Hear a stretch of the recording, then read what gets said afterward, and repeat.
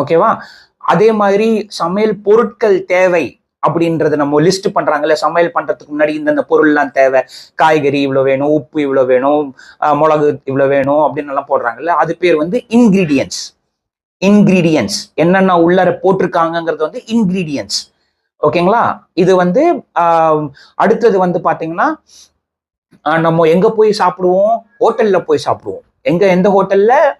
Pizza ஹோட்டல்ல. Hotel கிடையாது, restaurant.